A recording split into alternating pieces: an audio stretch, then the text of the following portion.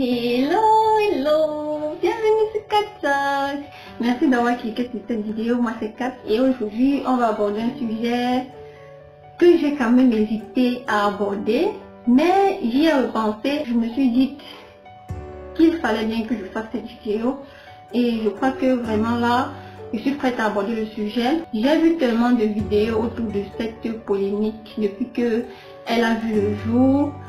Je trouve que la vidéo de Zach se caractérise par une certaine complétude en ce qui concerne le problème du choix de son partenaire de vie. Donc sur ce plan-là, je trouve que son analyse est impeccable. J'ai vraiment énormément adhéré à ce qu'il a dit. Zach Mwekassa est un monsieur pour lequel j'ai énormément d'admiration, énormément de respect. C'est un monsieur qui a une réelle place dans la communauté. Je suis une grosse consommatrice de ses vidéos d'ailleurs et j'aime bien l'écouter. Je trouve qu'il a de bons conseils. Zach Mwekassa, c'est un monsieur qui influence énormément les gens parce que tout ce qu'il dit sur sa chaîne a une influence sur ceux qui le suivent, à mon avis. Dans la vidéo de Zach, il a dit quelque chose qui m'a heurté. Il a dit quelque chose qui n'est pas vrai dans une certaine mesure et dont je voulais apporter certains éclaircissements. Dans la vidéo de Zach, il a dit au tout début de la vidéo que c'est juste de l'alopécie. Et moi, cette phrase m'a heurté parce que plus loin, il dit que cette maladie est curable en la comparant à un cancer. Je ne vais pas banaliser le cancer et aucune maladie n'est banalisable parce que ça dépend de l'individu et de la situation aussi dans laquelle cet individu se trouve. Donc, pour continuer la vidéo, on va aller sur la base d'une petite définition. Selon l'OMS en 1946, la santé n'est pas seulement l'absence de maladie ou d'infirmité, mais un état complet de bien-être physique, mental et social. Donc, on relève que l'OMS même, l'Organisation mondiale de la santé, définit la santé sur deux plans, donc selon deux dimensions. La première dimension est physique et la seconde est psychologique. Donc la santé n'est pas que physique, elle est aussi psychologique. Et si on veut aller un peu plus loin, on va dire que selon Dejour et Kay, en 1996 et 2006 respectivement, la santé psychologique est un construit muni de deux dimensions. La première dimension est relative aux aspects positifs de la santé psychologique et renvoie au bien-être psychologique. La seconde dimension est relative aux aspects négatifs de la santé psychologique et renvoie à l'anxiété, l'épuisement, la détresse, le stress, tellement de choses négatives. Donc, je veux qu'on se base sur ces deux éléments pour continuer la vidéo. C'est quoi l'alopécie? L'alopécie, pour faire simple, c'est la perte de cheveux ou la perte de poils. C'est ça l'alopécie. Quand on te dit que tu souffres d'alopécie, généralement au niveau du cuir chevelu, c'est pour dire que tu perds tes cheveux. Il existe plusieurs types d'alopécie, plusieurs variétés d'alopécie. Et pour la suite, je vais les classifier en deux grands groupes. Dans un premier groupe, je mets les alopécies qui sont dues à une mauvaise manipulation des cheveux. Et dans un second groupe, je mets les alopécies qui sont dues à des réactions auto-immunitaires ou des inflammations. Dans le premier groupe, on retrouve l'alopécie de traction. L'alopécie de traction est due à des coiffures. Généralement, ce sont des coiffures. Lorsqu'on effectue une pression trop forte au niveau du cuir chevelu, les cheveux sautent, les cheveux tombent. Ensuite, dans la même catégorie, on a des alopécies dues à l'utilisation de mauvais produits. Lorsque tu utilises des produits dégueulasses sur tes cheveux, par exemple le défrisage. Le défrisage est l'une des raisons principales d'alopécie dans notre communauté. Moi, j'ai eu de l'alopécie. Et mon alopécie était due à deux raisons. La traction, donc c'était de l'alopécie de traction combinée à une alopécie due à l'utilisation de mauvais produits, principalement le défrisage, parce que je me suis aussi défrisé mes cheveux. Et pour précision, ça ce sont mes vrais cheveux. Et sur cette chaîne, je parle quotidiennement des cheveux crépus. Je partage des astuces pour en prendre soin, les démêler, les assouplir, les nourrir, les hydrater. Donc ça ce sont mes vrais cheveux, sans rajout, et c'est pas une perruque. Donc, moi j'en ai souffert et le défrisage, je l'ai utilisé 3 fois uniquement. Donc, j'ai fait le défrisage à 3 reprises seulement et au bout de 3 reprises, tout l'avant de ma tête était rasé. Par contre, il y a beaucoup de filles qui vont te dire que ça fait 10 ans, 5 ans qu'elles utilisent ça et elles n'ont jamais eu de problème. Tout simplement parce que on n'a pas le même capital beauté ni le même capital santé. Même si on n'a pas souvent l'impression qu'on a de l'alopécie due au défrisage, généralement ces filles ont de moins en moins de cheveux sur leur cuir chevelu, sur leur crâne. Et ce qui est amusant, c'est qu'elles continuent de le faire. Si tu regardes cette vidéo, je t'invite à faire un petit exercice. Si tu pratiques le défrisage encore, je t'invite tout simplement à regarder la composition de ce produit. Essaye de regarder la composition et tape chaque élément que tu trouveras dans la composition sur Google pour essayer de t'informer un peu sur ce que tu mets sur ton crâne. Parce qu'il y a des études qui ont montré que le défrisage, le produit défrisant peut avoir un impact négatif même sur le cerveau. Donc la santé physique et même cérébrale peut être affectée par ce produit. Donc il faut faire gaffe. Ça c'était pour la première catégorie d'alopécie. Ces deux types d'alopécie sont curables. C'est pour ça que j'ai pris la peine de catégoriser. Donc dans la première catégorie, on a des alopécies curables. Il suffit d'arrêter d'utiliser des produits dangereux. C'est pour ça que je propose des produits naturels sur ma chaîne. Il suffit d'éviter de faire des coiffures qui sont dévastatrices plutôt et adopter de bonnes attitudes capillaires, c'est tout. Concernant le second groupe qui regroupe les alopécies qui sont dues à des réactions auto-immunitaires ou à des inflammations, il y a plusieurs variétés d'alopécie et je vais m'attarder sur quelques-uns. On va commencer par la pélade. La pélade, c'est une forme d'alopécie qui est très répandue, qui touche des enfants jusqu'aux personnes âgées. Et généralement, les premières plaques de pélade sont observées chez des individus de moins de 20 ans. Pour ne pas avoir l'impression que je parle sur la base du vide, j'ai pris la peine de faire quelques recherches sur le sujet et je suis tombée sur des articles scientifiques. Des articles scientifiques qui ont abordé le sujet et qui ont un certain nombre de résultats fiables sur le sujet. J'ai essayé de chercher les articles les plus récents possibles sur le sujet et je suis tombée sur un article qui a été publié en juillet 2020 dont je mettrai la référence en tout pour que tu puisses aller chercher si ça t'intéresse, qui portait sur la pélade.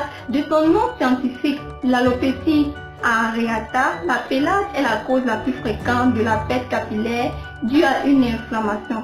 Elle a une prévalence mondiale de 0,1 à 0,2% et n'est pas encore bien comprise. Très important à préciser. Mais selon la théorie actuelle, elle serait causée par une réaction auto-immunitaire contre les follicules pileux dans les lymphocytes T cytotoxiques. Les follicules pileux sont les poches dans lesquelles vont pousser tes cheveux. Et on dit que cette alopécie est due par des réactions auto-immunitaires. Pour expliquer ce que c'est qu'une réaction auto-immunitaire, je vais considérer que notre organisme, c'est une nation. Et dans une nation, généralement, il y a l'armée qui est là pour protéger les populations. Et on a donc cette armée qui est représentée par les lymphocytes cytotoxiques ici, qui va, au lieu de s'attaquer aux individus qui sont étrangers, donc qui viennent nuire à la population, va plutôt s'attaquer à la population elle-même. Donc, une réaction auto-immunitaire, c'est lorsque ton organisme s'autodétruit.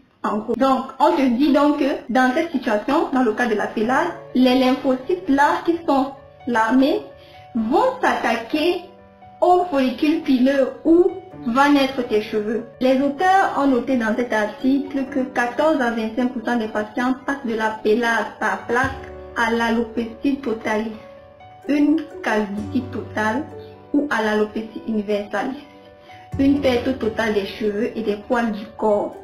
Il faut observer la gravité de la situation. Et naturellement, cette alopécie, il y a des traitements. Il y a plusieurs formes de traitement pour cette alopécie, mais aucun traitement n'est efficace pour cette alopécie. Ça, c'est très important.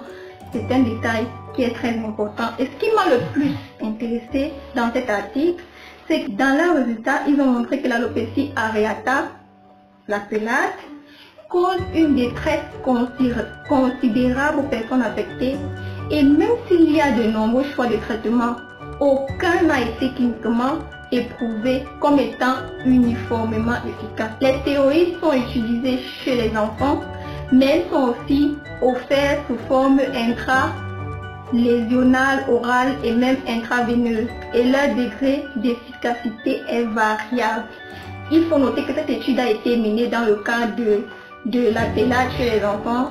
Avec cet article, ils viennent de prouver là que l'alopécie areata a une influence négative sur la qualité de vie, aussi bien de la personne affectée que des gens qui sont autour de lui, donc son entourage. Rappelons-nous de la définition de la santé selon l'OMS. La santé a deux dimensions, une dimension physique et une dimension psychologique.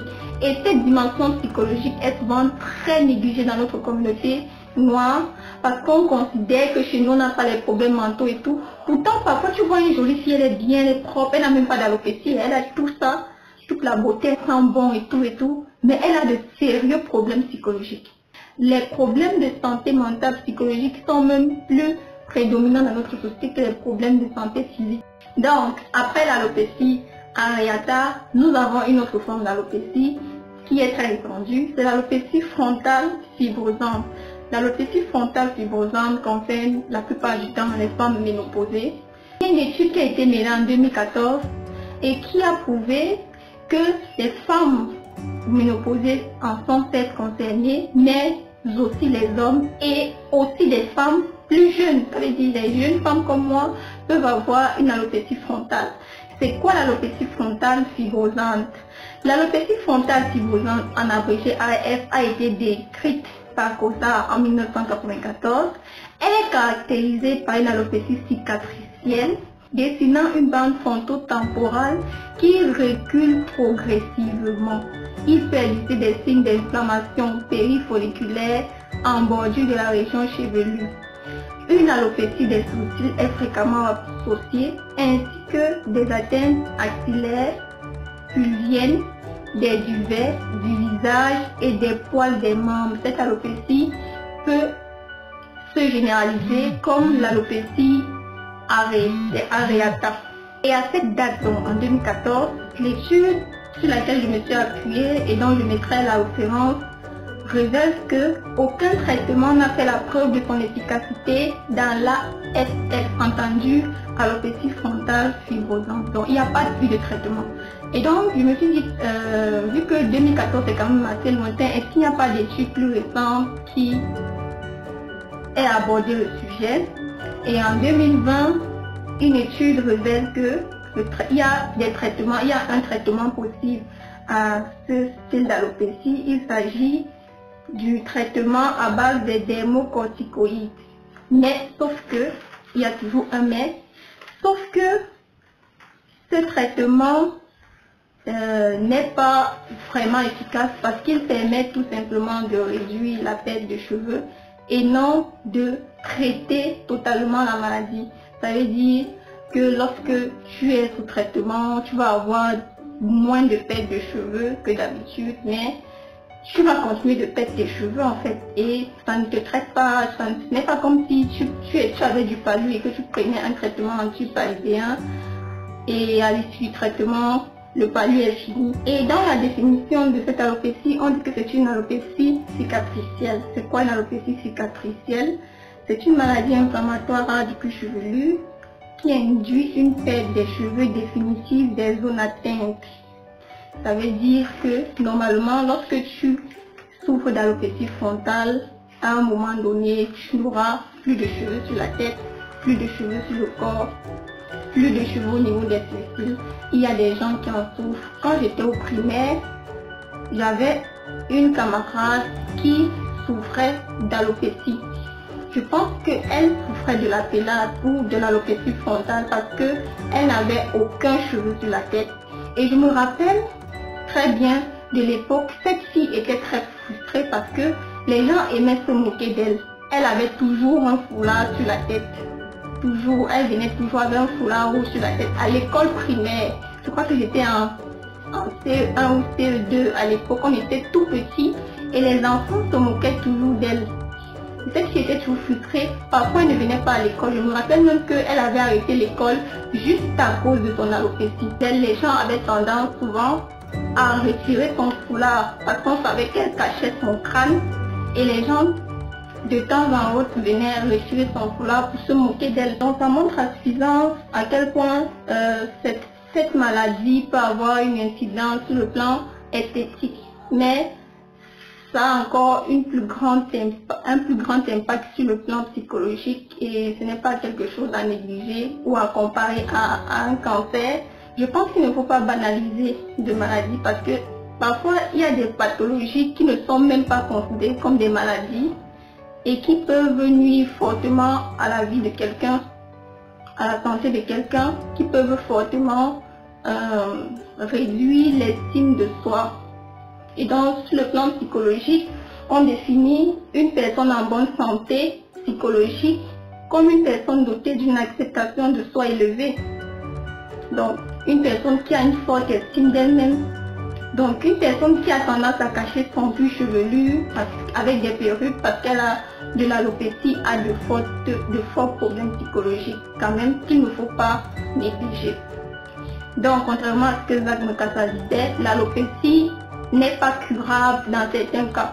L'alopécie de traction ou alors, pour généraliser, les alopécies qui sont dues à une mauvaise manipulation des cheveux sont curables. Par contre, les alopécies qui sont dues à des réactions auto-immunitaires ne le sont pas.